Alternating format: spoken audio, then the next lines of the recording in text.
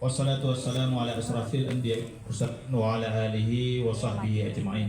Puji beserta syukur adalah sama-sama kita panjatkan kehadirat Allah Subhanahu wa taala atas limpahan rahmat dan karunia-Nya. Pada pagi hari yang berbahagia ini kita dapat berkumpul di sekolah yang kita ini dalam rangka melaksanakan upacara bendera yang dilaksanakan pada hari Senin.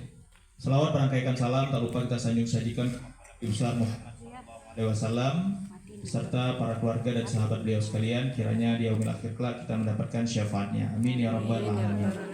Yang terhormat Kepala Sekolah SD Negeri Gamung Tengah, yang kami hormati para guru, para dewan guru beserta staf, serta yang Bapak cintai dan Bapak banggakan, anak sekalian para siswa dan siswi.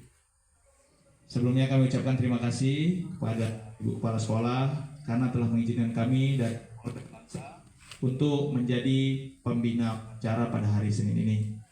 Kemudian mengucapkan terima kasih juga kepada seluruh petugas upacara, karena dengan tugas yang dilaksanakan hari ini upacara kita dapat berjalan dengan hikmat. Begitu juga dengan anak-anak sekalian para peserta upacara. Bapak ucapkan terima kasih.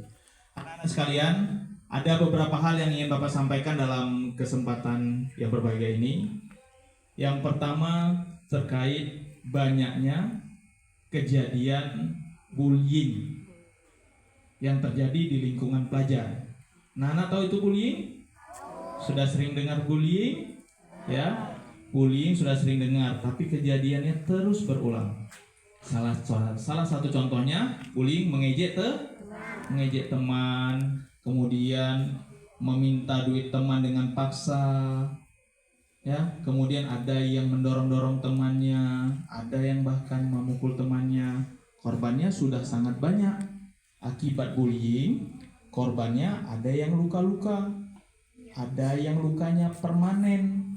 Lukanya tidak bisa disembuhkan. Salah satu contohnya ada anak-anak yang mendorong temannya ke dalam parit. Karena didorong kakinya bisa patah.